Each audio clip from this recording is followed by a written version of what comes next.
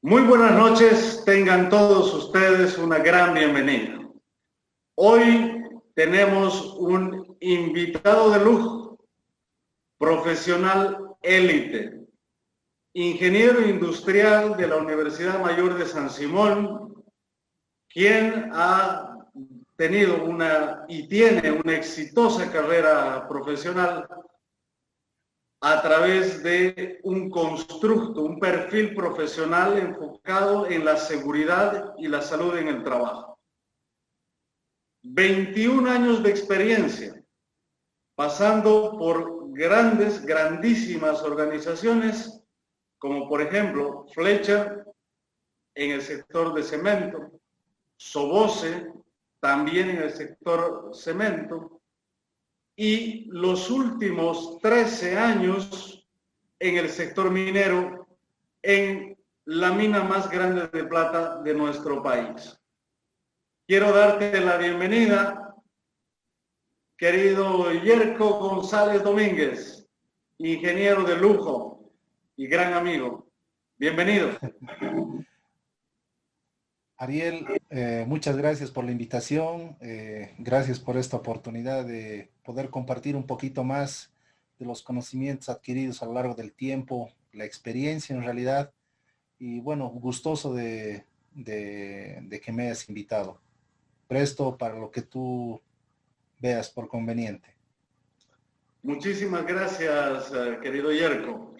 El motivo, el propósito de robar tu tiempo en la noche de hoy tiene que ver con que podamos hacer un abordaje de las mejores prácticas en seguridad y salud en el trabajo.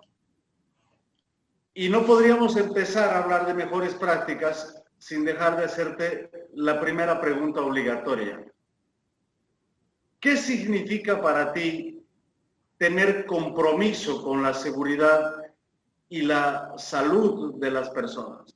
Esta SST, seguridad y salud de las personas. ¿Qué significa tener compromiso? Mira, eso es algo que realmente cuesta realmente adquirir en el tiempo, pero para mí el compromiso con la seguridad y salud sería hacer los trabajos de una manera segura, sin que nadie te obligue, es decir, que tú lo hagas por convicción y no por obligación. Es el compromiso que tiene que nacer de ti mismo porque tú quieres hacerlo, no porque alguien te esté vigilando o te esté fiscalizando o al final te haya puesto como una obligación o un debe que tú que quieres hacer. Creo que el compromiso debe venir principalmente desde la alta dirección, de los mandos altos dentro de tu organización, hasta el último de los trabajadores, ¿no? Hacer que seguridad forme parte de uno mismo, tener como un hábito interno las prácticas seguras de trabajo, y es el nivel de compromiso donde no solo te cuidas a ti mismo, sino también a tus compañeros de trabajo y a todos los que pueden estar cerca de ti, que pueden necesitar de ti, en caso de que en algún momento de repente se estén desviando de los estándares seguros en tu organización. Creo que eso en general podríamos resumir como un compromiso con la salud y seguridad de las personas, ¿no? Sabes que es muy interesante, pero me nace otra duda. Perfecto, depende de las personas. Pero ¿qué podemos hacer para lograr concientizar a líderes y al mismo personal en materia de seguridad y salud en el trabajo? Y bueno, yo creo que para todo lo que son los líderes, considero que la mejor forma es mostrarles lo ventajoso que es implementar un sistema de seguridad y salud en el trabajo, un sistema de gestión finalmente, pero mostrarles lo importante que es prevenir la ocurrencia de accidentes, ya que cuando estos ocurren, impactan directamente y de forma negativa en las utilidades de la organización. Y a cualquier organización hoy en día, y más aún con tanto problema que tenemos por la pandemia u otros factores, realmente el que impacten sus costos en sus utilidades les afecta de mayor forma. Entonces, es importante que ellos tomen conciencia en realidad de que cualquier accidente, por más pequeño que sea, siempre va a impactar en sus utilidades, porque te van a generar costos de diferente tipo, ¿no? Entonces, hay que mostrarles de manera objetiva y con información confiable también los costos de los accidentes, ¿no? Es decir, que agarremos y empecemos a ponerle pluma y veamos realmente cuánto es que te sale el momento en que te ocurre un accidente, cuánto le cuesta a la organización. Estamos hablando no solo de los costos directos, sino también de los indirectos, porque normalmente los costos directos, que son los asegurados, son los que más fácilmente los puedes, si tú quieres determinar, son los que comúnmente sabes cuánto te cuesta de repente una atención médica, si alguien tiene una fractura, no sé, te va a decir cuánto te va a curar el especialista, cuánto te van a salir los medicamentos, etcétera, etcétera. Entonces, esos son costos fáciles de determinar, pero que no son los verdaderos costos de un accidente. Tendríamos que ir un poco más allá y, como te digo, toma en cuenta estos costos indirectos o costos no asegurados. Y cuando realmente, como te decía, le pones la pluma a estos costos, se incrementa a veces 50 veces más, de 5 a 50 veces más es lo que dicen las bibliografías normalmente, de lo que son los costos asegurados, estos costos indirectos, ¿no? O no asegurados. Entonces, cuando tú les muestras a los directivos o a los gerentes de tu organización realmente cuánto se está perdiendo cuando ocurre un accidente, entonces ellos mismos se ponen a pensar que de repente sí es bueno invertir en seguridad, ¿no? Entonces, es bueno empezar a contabilizar y tener un detalle ya de tus costos. Y no solo obviamente de los costos desde el punto de vista de las lesiones personales. Muchas de las organizaciones tienen también pérdidas o costos originados producto de los accidentes en sus maquinarias, en sus equipos o en la infraestructura. Entonces, es importante empezar ya a manejar esta información para que también pueda servir en la toma de decisiones y en la concientización fundamentalmente de todos los líderes, de todos los directivos o gerentes o los mandos altos dentro de una organización. En lo que se refiere ya a la concientización al personal en general, si llamémosle a los obreros, a los trabajadores que son de base, por lo general es un proceso más largo, ¿no? ¿Por qué? Porque normalmente muchos de ellos ya vienen años trabajando de una forma que según ellos es una forma segura o que en el tiempo nunca les pasó nada. Y entonces cuesta cambiar esos hábitos, cuesta cambiar esa forma de pensar, de trabajar. Y obviamente hay que invertir muchas horas de capacitación y seguimiento a su comportamiento fundamentalmente, ¿no?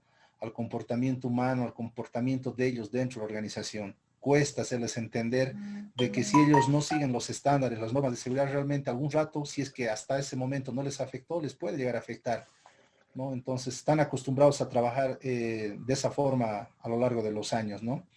Se debe también apelar un poco, yo creo, al lado humano y sensible, como por ejemplo darles mensajes que su familia los espera, no sé, que deben llegar sanos y salvos, así como llegan a la organización sanos y salvos, también de esa misma manera deben regresar a sus hogares, ya que si no lo hacen y se accidentan, posiblemente pueden quedar hasta inválidos o pueden perder la vida.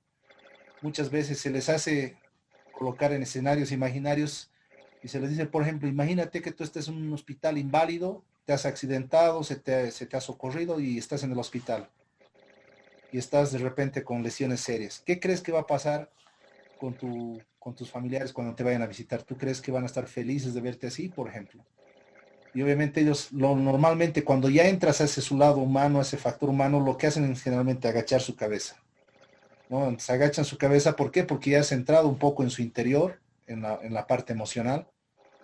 Y obviamente pues ellos un poco ya empiezan a reflexionar. Es importante que ellos empiecen a sentir que es importante la seguridad para ellos y que muchas veces ellos se les hace notar que son egoístas porque dicen, no importa al final si me accidento, dicen muchos de ellos. Eso me ha tocado ver a lo largo de los años, ¿no? Pero cuando ya les haces notar que no son solo ellos, sino también de por medio viene su familia, sus seres queridos, y que le puede afectar incluso el quedar inválido, de repente no va a poder hacer lo mismo que hacía antes, de repente no va a poder hacer ni horas extras, ni nocturnas, o le van a tener que cambiar de puesto de trabajo, y no sé. Se apela por diferentes ámbitos, yo creo, pero fundamental eso, ¿no? El tema humano, el tema sensible que hay que llegar con ellos. y hay que invertir muchas horas en capacitar, en concientizarlos y obviamente también en hacer un seguimiento, porque muchas veces un rato se cambia de actitud, pero otra vez porque ya estás acostumbrado a trabajar de esa forma, vuelves a tus malos hábitos, ¿no? Entonces hay que hacer un seguimiento también y obviamente hay que hacer también un análisis de cuáles son aquellos trabajadores que son fáciles de que cumplan posiblemente los estándares de seguridad y cuáles son aquellos que de repente te va a costar más para tomar de repente mayor seguimiento a ellos o mayor trabajo, ¿no? Entonces, es un proceso en general con los trabajadores un poco más largo que debes apuntar a mediano y a largo plazo en muchos casos, ¿no? Siempre apelas primero al lado sensible, ¿no? Obviamente, como te dije, lo ideal sería que sea por convicción y no por obligación o porque tú le estés cuestionando. Entonces, eso es lo que hay que trabajar, eso es lo que cuesta cambiar y bueno, eso se logra en el tiempo muchas veces, no es tan fácil. Y es un trabajo, entendería, de todos los días, de todas las semanas y de todos los meses. Correcto, correcto. O sea, muchos te van a entender de repente a la primera y ya, pero en general por la experiencia que tengo, el tema de concientizar principalmente al personal, al de base, que ya trabajó muchos años, principalmente si es una organización donde no se manejaba la parte de seguridad, cuesta mucho más. Más aún si es gente que no tiene estudios o que es gente que de repente a veces ha acabado solo a nivel escolar o ni siquiera a veces en muchos casos han trabajado, perdón, han acabado la escuela y de repente en algunos casos incluso son sus primeros trabajos, etcétera. Entonces con ellos todavía cuesta mucho más porque no tienen experiencia, no tienen conocimiento. Entonces hay que trabajar desde cero en seguridad con ellos, ¿no? Sumamente interesante. Al principio de tu respuesta mencionaste que a los líderes hay que mostrarles también la cara de la prevención que se traduce en utilidades. Pero para poder emular los eventos de riesgo o el incidente mismo o la posibilidad de la ocurrencia de incidentes, hacemos un abordaje de un análisis hiper, la identificación de peligros, la evaluación de riesgos. ¿Cómo debería funcionar una sistemática hiper para que sea realmente efectiva? Eh, bueno, para hacer una identificación de peligros y evaluación de riesgos, por la experiencia que tengo, creo que lo más importante primero creo que es conformar un equipo multidisciplinario donde participen obviamente desde los jefes de área o supervisores en realidad, las líneas de mando medio, trabajadores de base o los mismos operadores, personal de mantenimiento, si es que es el personal de mantenimiento mecánico, eléctrico, no sé, dependiendo la organización, y obviamente el personal de seguridad industrial. Es un equipo que está conformado por diferentes expertices, diferentes puntos de vista que te pueden hacer un análisis mucho más objetivo de los diferentes peligros y riesgos que existen dentro de una organización. Una vez que tú puedes conformar ya este equipo multidisciplinario, se debe establecer claramente todos tus procesos, debes hacer un listado o si ya lo tienes en mente también, colocar en algún lugar todos los procesos que tú manejas dentro de tu organización, todas las actividades que involucran esos procesos, eh, hacer un detalle de todas las áreas físicas donde se ejecutan los trabajos, tomar en cuenta cada uno de los puestos de trabajo dentro de la organización. Es decir, debes tomar en cuenta todo lo que está relacionado con lo que es el GEMA, la gente, equipos, materiales y ambiente. Una vez que ya tienes establecido justamente tu alcance, tu ámbito, ya ahí entras con calma a ver qué peligros existen en cada una de esas actividades o en cada uno de esos puestos de trabajo o en cada una de esas áreas físicas. Y obviamente es importante, considero yo, no solo ver desde el punto de vista de que pueda pasar algo con el trabajador, sino, te reitero, tendríamos que ver un poquitito más también qué podría pasar en cuanto a lo que es un accidente relacionado a un equipo o a los materiales o al mismo entorno de trabajo, ¿no? Lo que es el ambiente. Entonces, una vez que tú haces eso, ya identificas cada uno de los peligros. Para cada peligro que tú identificas en cada uno de esos ámbitos, tú tienes que ver qué riesgos existen, porque muchas veces un peligro te va a desencadenar en más de un riesgo. no necesariamente un peligro solo tiene un riesgo. Entonces, muchas veces estos peligros tienen diferentes riesgos. Una vez que tú ya has establecido tus peligros, has determinado los riesgos correlacionados a estos peligros, tú debes saber o determinar a través de una metodología que ya la debes tener establecida, una metodología para la evaluación de riesgos, es decir, saber la magnitud de cada uno de esos riesgos que ya los has podido establecer. Entonces, cuando tú ya sabes la magnitud de los riesgos, aquellos riesgos, si vale el término, que son más altos, tú debes aplicar mayor cantidad de controles o debes tener, si quieres, un control mucho más efectivo, donde si te ha salido un riesgo alto, te puede desencadenar de repente un accidente serio o fatal para un trabajador o una pérdida económica bastante grande para la organización. Eso no quiere decir que al resto de los riesgos no los tomes en cuenta, ¿no? Cuando ya hagas su evaluación de riesgo, los que te salgan bajos si quieres, igual hay que aplicar medidas de control.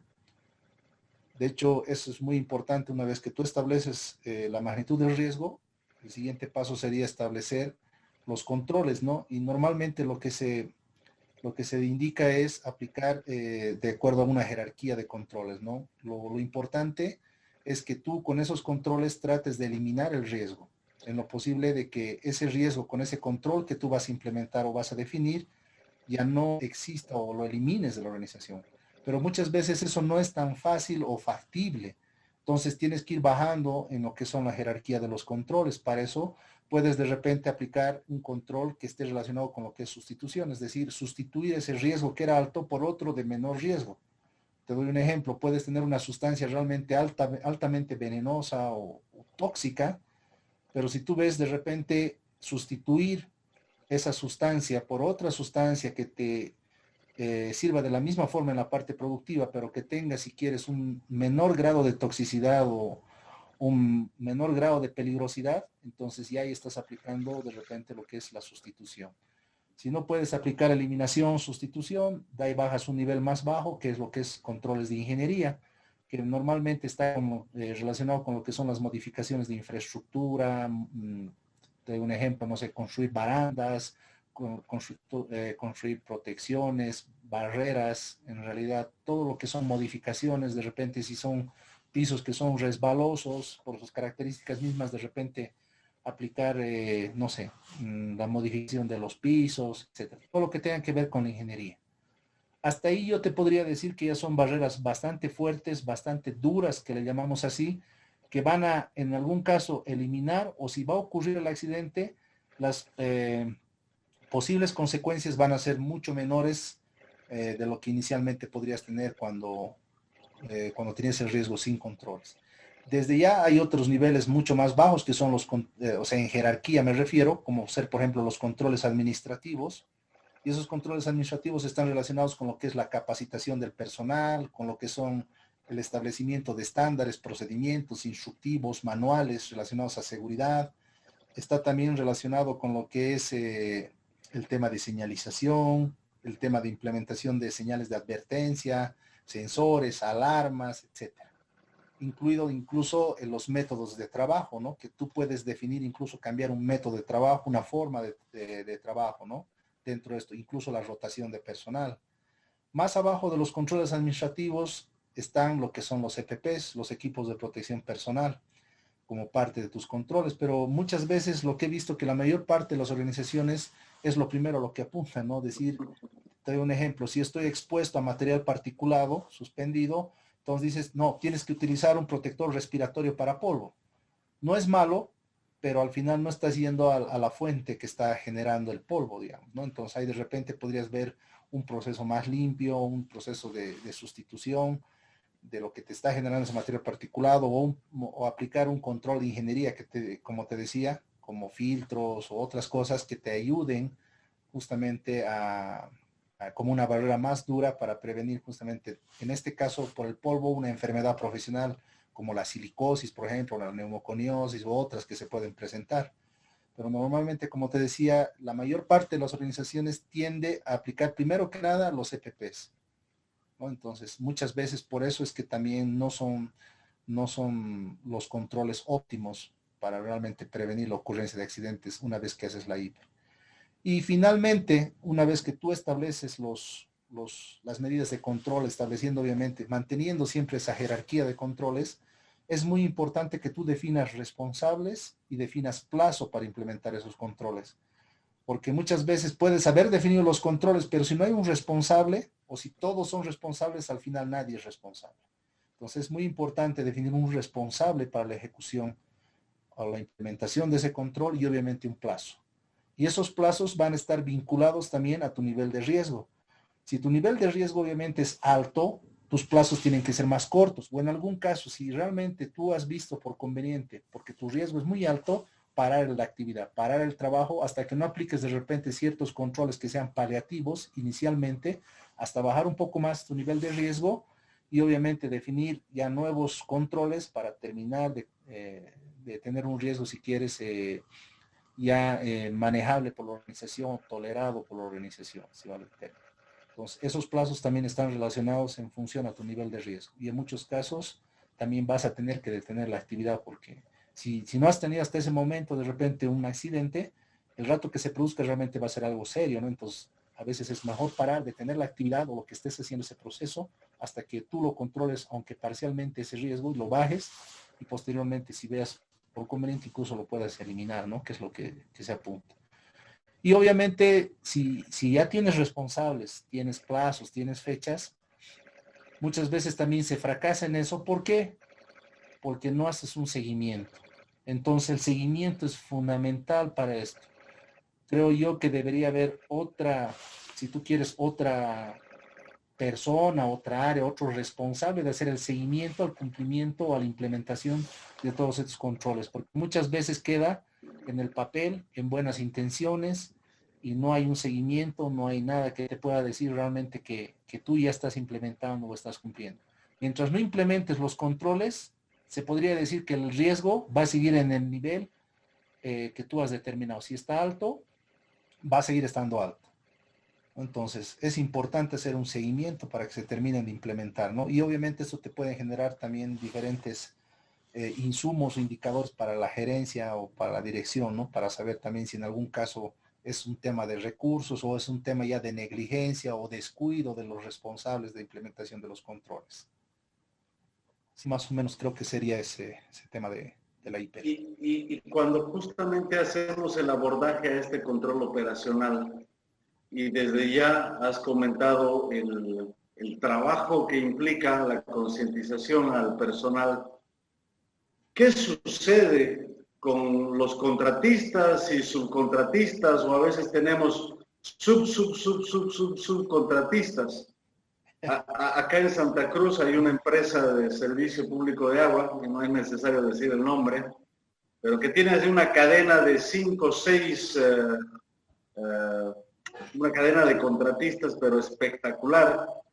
¿Cómo aseguramos el cumplimiento de requisitos SST por parte de estos contratistas y subcontratistas? Bueno, una excelente pregunta en realidad, ¿no? Es algo que vemos normalmente, como tú lo dijiste, en nuestro medio. Pero creo que lo primero debería ser tener una política bien clara de cómo tú vas a manejar a tus contratistas. ¿Qué te quiero decir? Desde antes incluso de realizar una contratación, tú ya debes tener definido tus estándares, tus políticas de seguridad y salud, obviamente propias tuyas ya de tu organización, y mínimamente qué les vas a exigir a tus contratistas. Dado que en el momento en que tú ya decidas contratar o te hayas inclinado por alguno de ellos, les hagas conocer, ¿no? Qué es lo mínimo que ellos deberían cumplir, ¿no? ¿Por qué? Porque desde el momento en que van a empezar a trabajar con tu organización, tú eres solidariamente responsable si es que pasase algo, ¿no? En caso de que ocurra un accidente y tú, por ejemplo, no le has exigido que su personal esté asegurado o que no tenga, digamos, de repente los requisitos mínimos, no sé, desde ropa de trabajo o equipo de protección personal. El rato que tú tengas una inspección o el rato que pase algo, si tú no te aseguras que ellos tengan eso, obviamente pues te va a recaer en ti las posibles sanciones, multas que puedan haber. Entonces, desde antes de realizar la contratación hay que incluir el cumplimiento legal, fundamentalmente la parte legal en materia de seguridad y salud ocupacional, como parte de sus responsabilidades, incluir ciertos estándares en materia de seguridad industrial básicos que deberían cumplir, alineados obviamente a los de tu organización, exigir también que exista un responsable de seguridad industrial de parte de ellos para que los asesore y controle también a su personal.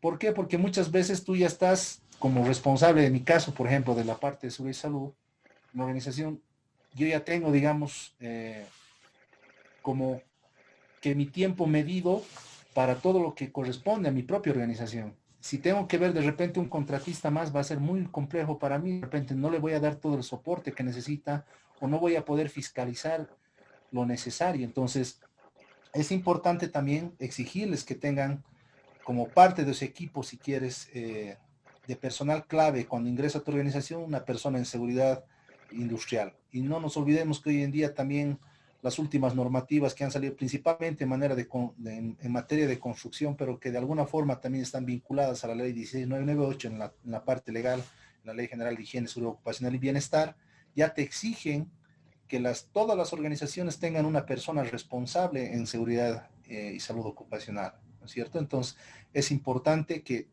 los requisitos legales estén claramente establecidos como un debe, como una responsabilidad de tu empresa contratista al momento de formar el contrato. Deben formar parte incluso vinculante con el contrato que tú vas a hacer. Obviamente muchas de las empresas contratistas te van a decir, no, gracias, no puedo cumplir. Y obviamente eso también a veces hace que tu mercado se reduzca un poco para que tú puedas tener ese tipo de organizaciones. Pero te aseguro que si tú buscas, obviamente las vas a encontrar.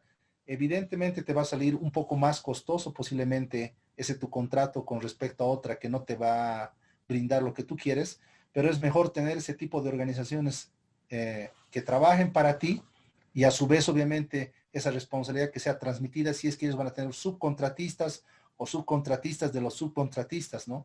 Toda esa cadena debe estar clara al momento de entrar y al final yo sé que te va a terminar brindando sus frutos y te va a ahorrar muchos malos momentos, te va a ahorrar incluso problemas, incluso legales con el Ministerio de Trabajo, con otras organizaciones como la Caja Nacional de Salud que te pueden venir a fiscalizar, ¿no? Creo también que es importante incluir como parte del contrato vinculante multas o sanciones económicas fundamentalmente por incumplimientos al contrato en materia de seguridad y salud. ¿Por qué? Porque muchas veces, como te digo, esas organizaciones no están acostumbradas a cumplir. Y obviamente cuando tú les tocas el bolsillo, realmente dicen, pucha, bueno, tengo que hacer porque si no me va a costar más. En este caso lo están haciendo por obligación, no por convicción, para ese tipo de contratistas o subcontratistas que puedas tener. Entonces, es importante que estén claramente establecidas las multas, sanciones en caso de incumplimientos, ¿no? Lo mínimo que les exijas a ellos será lo máximo que te van a entregar. Entonces, es muy importante que tú definas cuál va a ser lo mínimo que les vas a exigir, porque van a ser lo máximo que te van a dar ellos. Y adicionalmente no van a hacer nada adicional de lo que tú les pidas. Van a tratar de cumplir, si es que pueden, incluso lo mínimo que les estás pidiendo. Entonces, tu nivel de exigencia en seguridad hacia ellos debe ser alto para asegurarte que siempre cumplan lo más básico que tu organización requiere. Y finalmente yo creo que hay que realizar un proceso de capacitación ya, una vez que tú te hayas asegurado de tener todos esos pasos que ya te dije anteriormente en la parte contractual, realizar unas evaluaciones de desempeño en seguridad en base a los requisitos establecidos ya en el contrato y otros que tú veas por conveniente. Debes tener, yo creo, si tú quieres ya como un estándar, debes controlarles, porque como te digo, si no los vas a fiscalizar, ellos pueden tender a no cumplir. Entonces hay que tener ya una evaluación de desempeño de ellos cuando ya estén trabajando dentro de tu organización, tanto de la contratista, subcontratista, etcétera.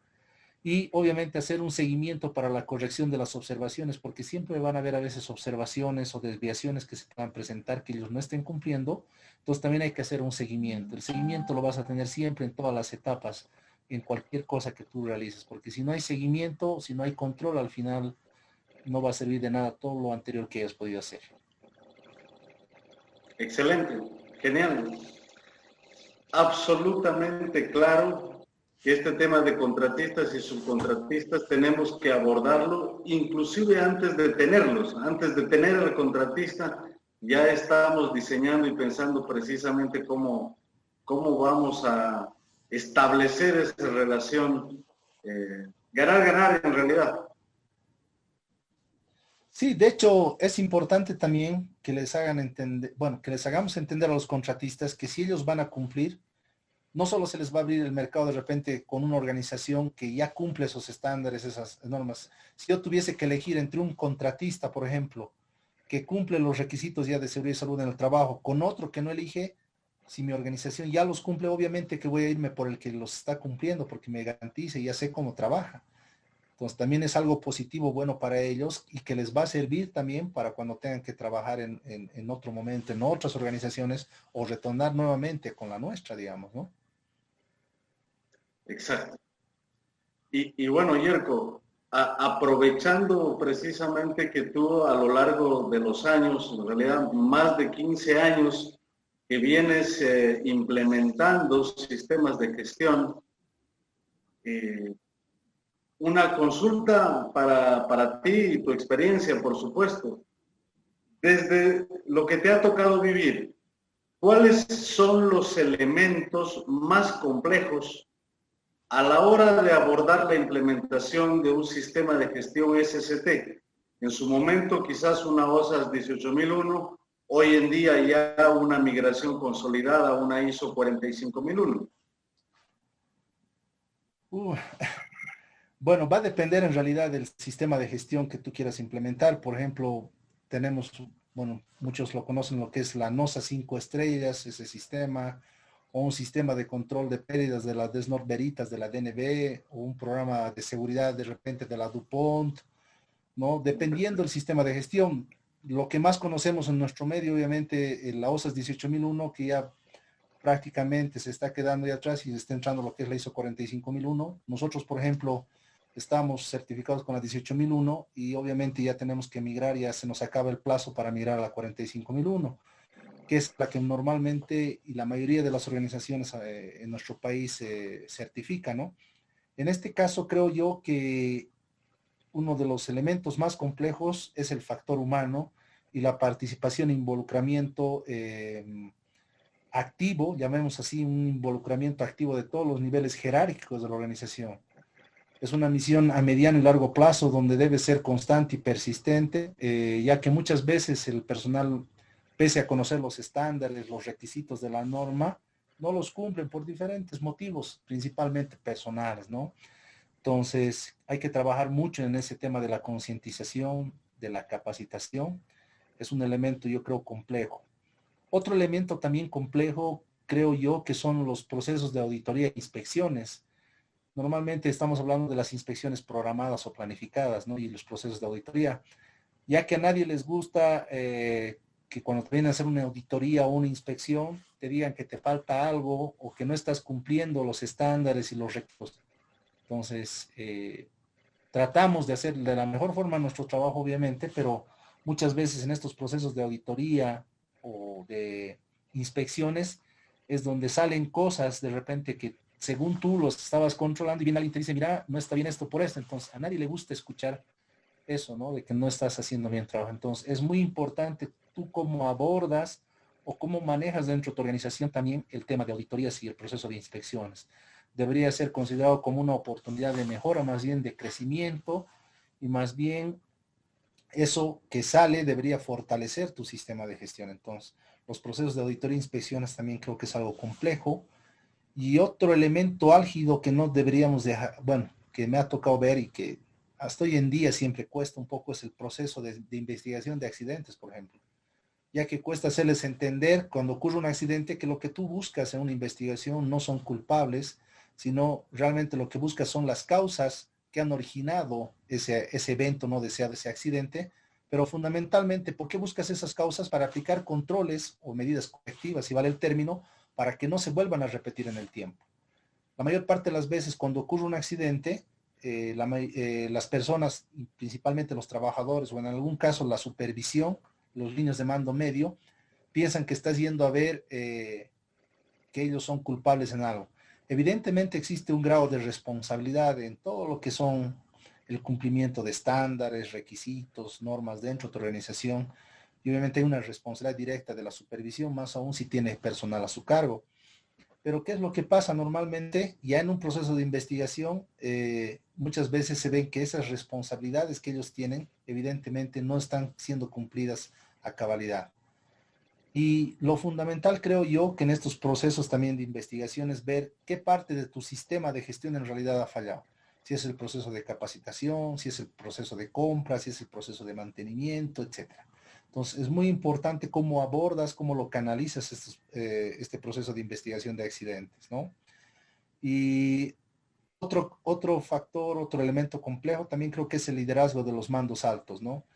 Muchas veces se tropieza que las organizaciones evidentemente tienen sus niveles jerárquicos, pero pareciera que los estándares, las normas de seguridad solo son para que lo cumplan los niveles medios hacia abajo y no los niveles altos. Entonces, siempre se dice que el que debería dar el ejemplo es justamente los mandos altos, los mandos medios. ¿Para qué? Para que el trabajador de base incluso también no tenga la excusa de decir, pero si mi jefe no cumple o si el gerente no está cumpliendo, ¿yo por qué voy a cumplir? ¿Por qué me exiges que cumpla a mí, no le exiges a ellos? Entonces, creo que el proceso de liderazgo es otro de los elementos complejos ya de implementar en un sistema de gestión, ¿no? Tiene que haber un liderazgo visible donde realmente los mandos medios, altos, demuestren con el ejemplo, con la práctica, que ellos son los primeros en comprometerse con el cumplimiento de los estándares de seguridad dentro de una organización. Frase clave, demostrar con el ejemplo, contundente. Cambiando una pizca el enfoque de las preguntas, y bueno, porque también el tiempo es de alguna manera un recurso limitado, y esperando que esta sea la primera, pero de ninguna manera la última, hacerte algunas consultas quizás de algunos componentes específicos. ¿Cómo influye en el personal la formación universitaria, la formación técnica en los jóvenes? Obviamente dentro de la temática de la SST. ¿Consideras tú que los profesionales, los técnicos, deberían tomar capacitación adicional a la que reciben en institutos o en universidades? La verdad, sí, en realidad, si te pones a analizar fríamente, querido Ariel, nosotros en la carrera, por ejemplo, de ingeniería industrial, llevamos una materia que es seguridad industrial, sobre higiene industrial, pero vemos las cosas más básicas, obviamente, ¿no? Considero que en Bolivia no es suficiente eso, y obviamente que tú te vayas a especializar o que vayas a ver de repente algunos cursos, muchas veces no es suficiente porque realmente es una ciencia todo lo que es la parte de prevención de riesgos y creo yo que, o por lo menos tengo conocimiento que en Bolivia no existe una carrera de ingeniería, por ejemplo, en prevención de riesgos, donde tú puedas ver desde un inicio hasta un fin, de, ya obviamente una vez de vencer las materias que son las de un inicio, digamos, las que son propias de tu carrera, ya los diferentes ámbitos que hay en la parte de seguridad industrial y en la parte de prevención de riesgos, porque puedes ver desde seguridad, no sé, en puertos, puedes ver seguridad de lo que son en las minas, seguridad en todo tipo de industrias, hay especialidades mismas para eso, ¿no? Es realmente un ámbito de aplicación muy grande y considero que en Bolivia debería ya alguna universidad, te reitero, no tengo conocimiento, pero deberían ya tener carreras para formar prevencionistas de riesgos. ¿Por qué? Porque realmente es importante ese soporte, ese conocimiento que deben tener. Si bien es cierto, en mi caso específico, por ejemplo, he tenido la suerte de pasar diferentes cursos, no solo aquí, sino afuera, y también tener la oportunidad de especializarme en muchas cosas. Considero que no es suficiente. Sigo viendo yo otras cosas, sigo aprendiendo. Realmente es un Sigue mundo, aprendiendo y aprendiendo. es un mundo la parte de la seguridad industrial, la parte de higiene industrial, la parte incluso de salud, la parte de los monitoreos mismos que hoy en día ya están exigiendo, incluso los ministerios del trabajo en la parte de higiene industrial. Eh, Creo que nos falta mucho a nivel Bolivia. Hay muchos países que están cercanos a los nuestros, como Chile, que realmente está muy avanzado en lo que es la prevención de riesgos, Brasil, Colombia, ¿no? La misma Argentina tiene desde las normativas mismas que te, que te establecen en la parte estatal, en la parte del gobierno, requisitos mínimos que tú deberías cumplir. En Bolivia recién estamos un poquitito empezando a tener mayor exigencia en cuanto a los estándares de cumplimiento. Entonces, creo yo que es importante que en algún momento en Bolivia alguna universidad decida abrir una carrera, como te decía, de prevención de riesgos o experto en seguridad industrial, no sé, el nombre que tú quieras, para que puedan formar realmente personas especialistas en el tema desde un inicio, ¿no? Y es importante también que venga de la mano con los requisitos y requerimientos que tenga el Estado. En este caso sí está exigiendo personas que sean entendidas, que tengan cierta experiencia en seguridad industrial para que trabajen con las organizaciones, ¿no? Como un requisito, deben tener un profesional. Pero lindo sería que uno de esos requisitos, una vez que ya se establezcan estas carreras, sea que sea un, no sé, un ingeniero en prevención de riesgos, por decirte, como lo hacen otros países. En otros países, si no tienes una carrera en específico relacionado como una ingeniería a nivel licenciatura en prevención de riesgos, no puedes trabajar. Obviamente en empresas grandes, puedes trabajar de repente en pequeñas, si eres técnico medio, técnico superior, etcétera, ¿no? Entonces, creo que debería venir de la mano, ¿no? Tanto en la parte académica con las universidades como en la parte de las exigencias que debería tener el Estado para con las organizaciones. Creo que así funcionaría Y mejor. así generar también la necesidad de mayor profesionalización en el área. Personalmente tenía conocimiento que Colombia es el país que aprovecha justamente más a partir de una oferta fabulosa también de carreras de ingeniería de seguridad, especializaciones en control de fuegos, de trabajos en altura, de espacios confinados, de diferentes normas técnicas o NFPAs o ANSI, en fin, a partir precisamente de ese desarrollo profesional, también vemos una aplicación en empresas colombianas fabulosa, ¿no?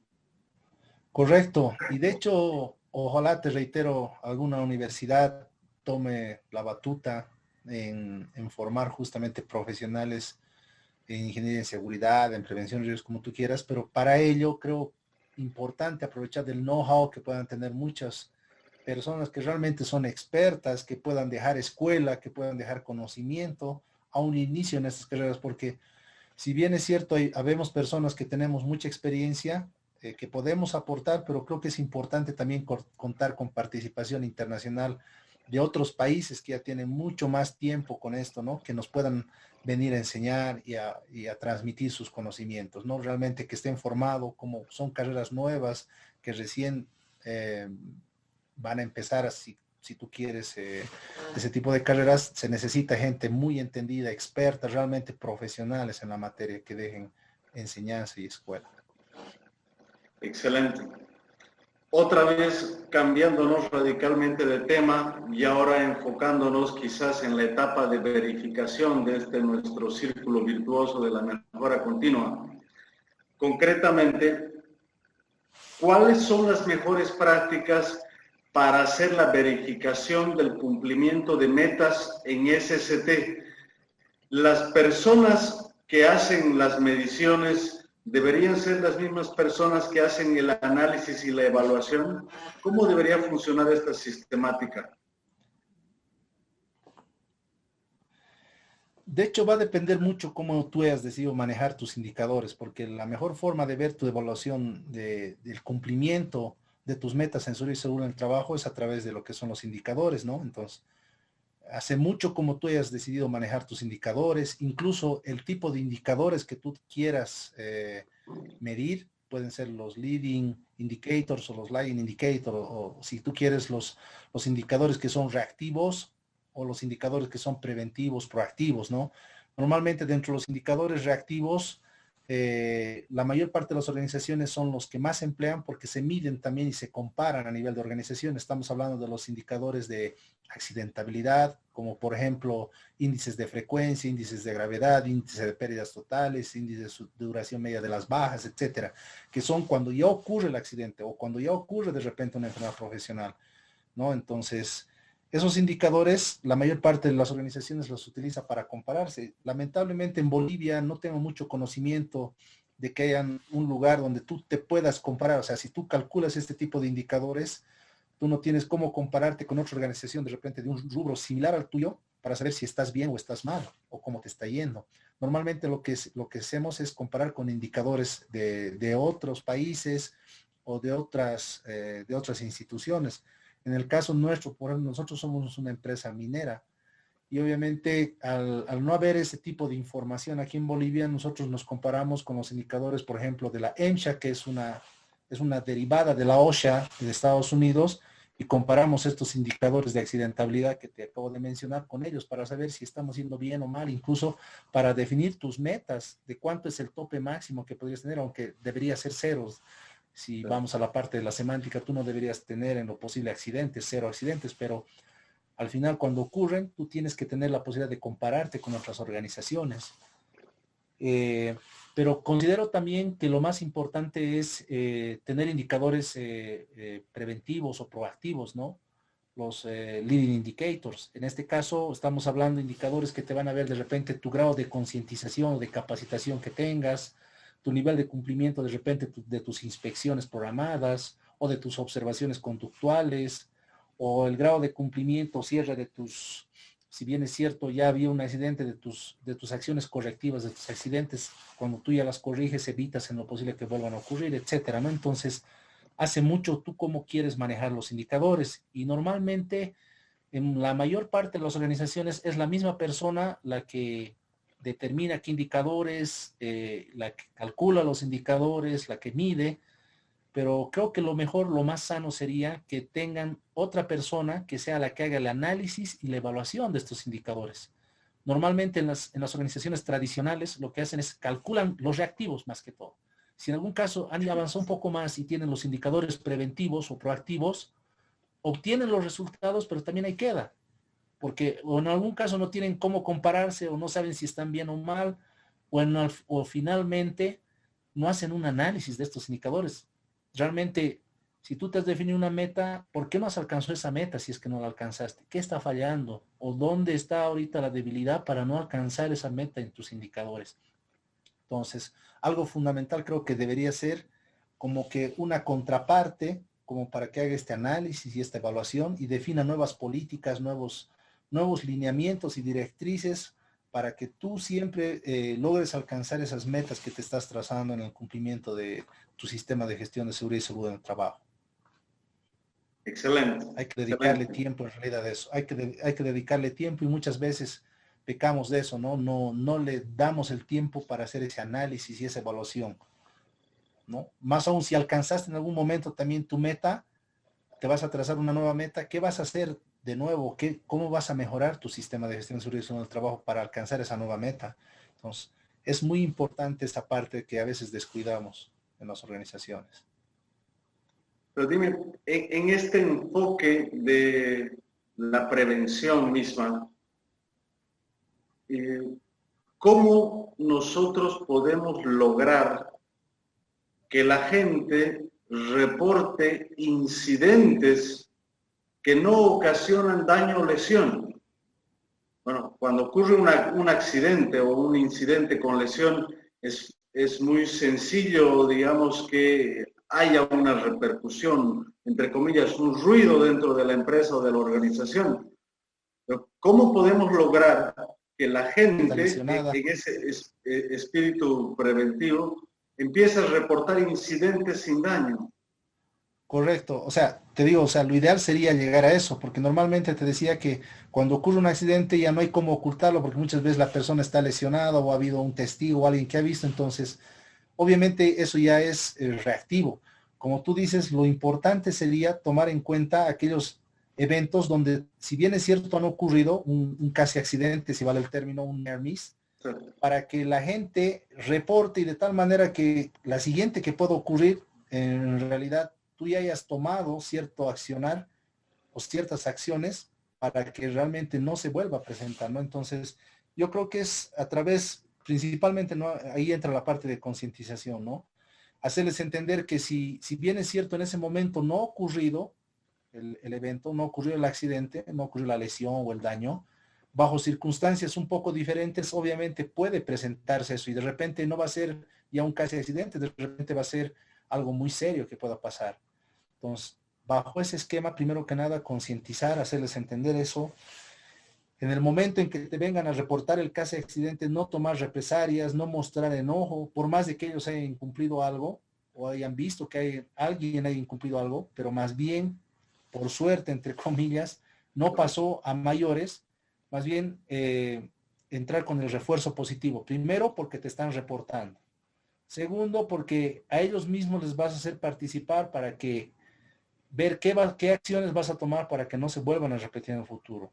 Incluso puedes ir un poco más abajo, ya yéndonos incluso en la pirámide de BID, puedes ir un poquitito a ver qué acciones o condiciones, acciones subestándar o condiciones subestándar han ocasionado que se produzca ese near miss para atacar ya desde ahí abajo, para ver incluso de repente de reforzar tu programa de inspecciones para detectar lo que son las condiciones subestándar oportunamente, o de repente si tienes un programa de observación conductual, ver en qué desviaciones están incumpliendo los trabajadores o qué cosas no están cumpliendo de los estándares para reforzar también en ellos, si es por un tema de falta de conocimiento, entonces reforzar en que ellos vuelvan a repasar de repente el estándar, o si no lo han visto nunca, darles el estándar para que ellos ya no arguyan de que no conocían, o si es un tema de repente de actitud, ¿no? Muchas veces las personas no les da de repente el querer de hacer algo, lo hacen a veces por rebeldía o es por una forma de demostrar su enojo. Entonces, son muchos factores que pueden entrar ahí. Entonces, hay que reforzar de repente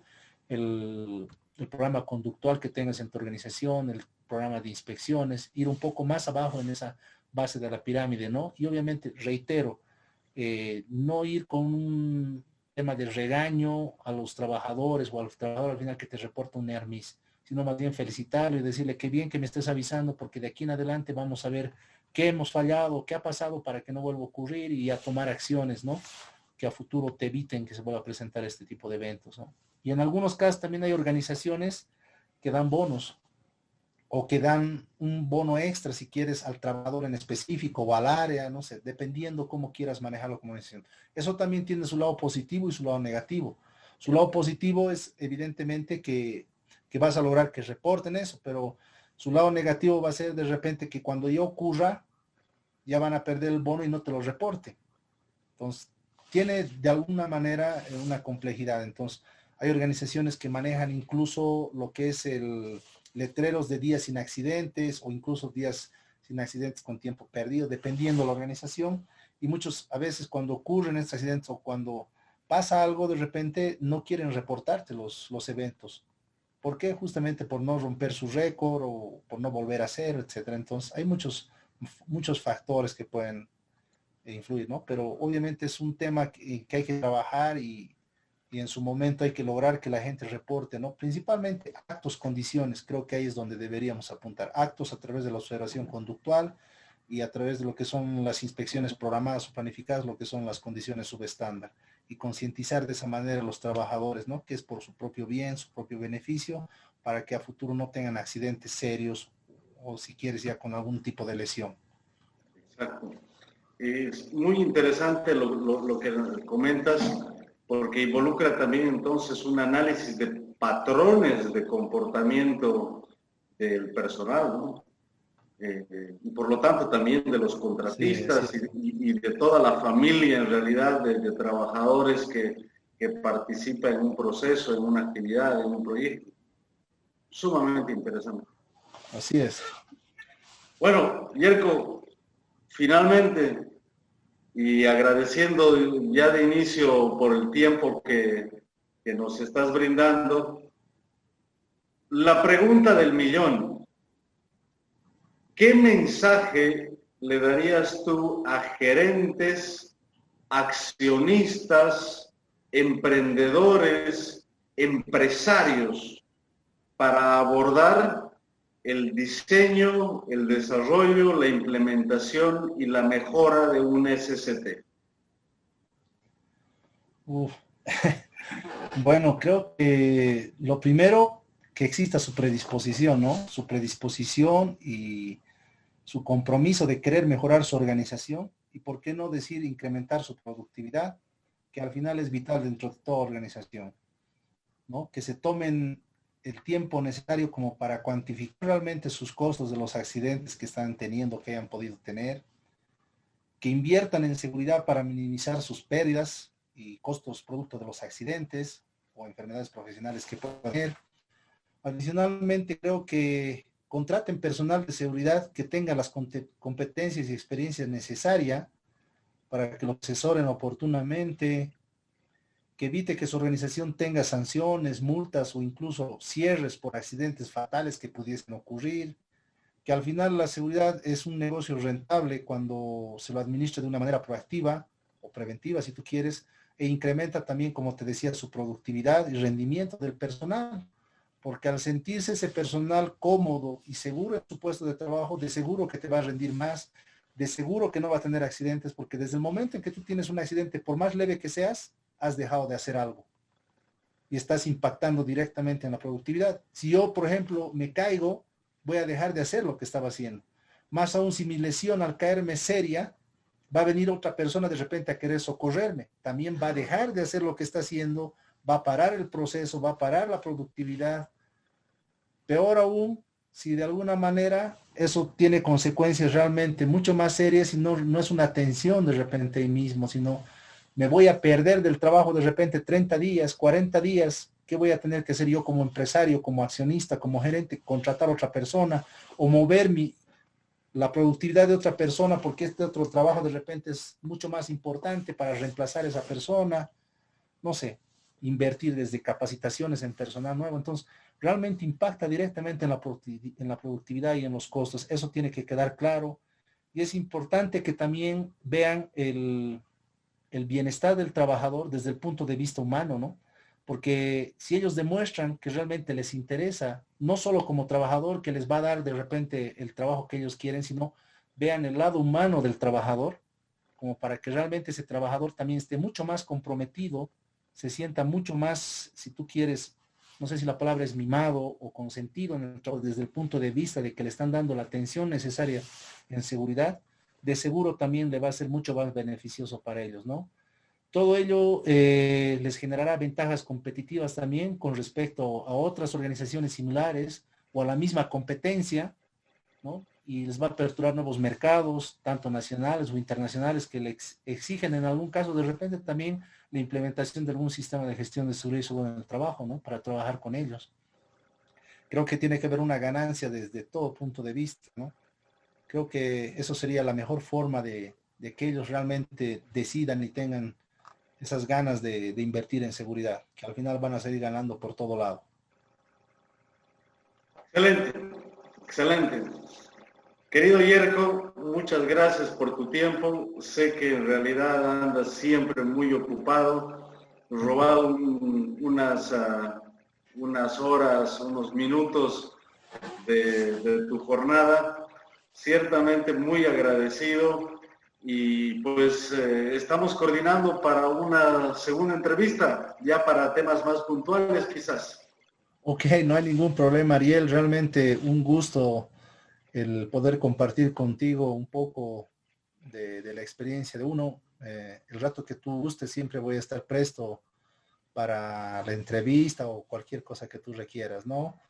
Y un mensaje más para todos. Creo que la vida es lo más importante y cualquier esfuerzo que hagamos para preservar la vida, la salud, la integridad de cualquier persona nunca es suficiente. Entonces, siempre debemos estar viendo un poquitito esos factores humanos que a veces los dejamos a un lado. Muchas veces nosotros mismos no nos damos cuenta que nos arriesgamos, nos enfocamos a veces por trabajar o por hacer las cosas, pero siempre primero está la vida. El momento en que tú te accidentes o te lesiones o pierdas la vida, ya no vas a poder hacer lo que estabas haciendo y por ende no va a servir de nada todo el esfuerzo que has podido hacer para de repente generar recursos, no sé, a nivel general te hablo, ¿no? Porque muchas veces nosotros no nos enfocamos tanto en el trabajo y no velamos por nosotros mismos y por la vida de los demás. Eso, querido Ariel. Gracias. Que así sea siempre, querido Yerko. Gran mensaje además para toda la audiencia del canal. Y pues nuevamente agradecido y un abrazo en la distancia. Ya estaremos Un más abrazo, cerca cada vez. querido Ariel. Que Ok, estés muy muchas bien. gracias y que estés bien. Gracias, querido Yerko. Igualmente, un abrazo. Gracias, querido Yerko. Igualmente, un abrazo.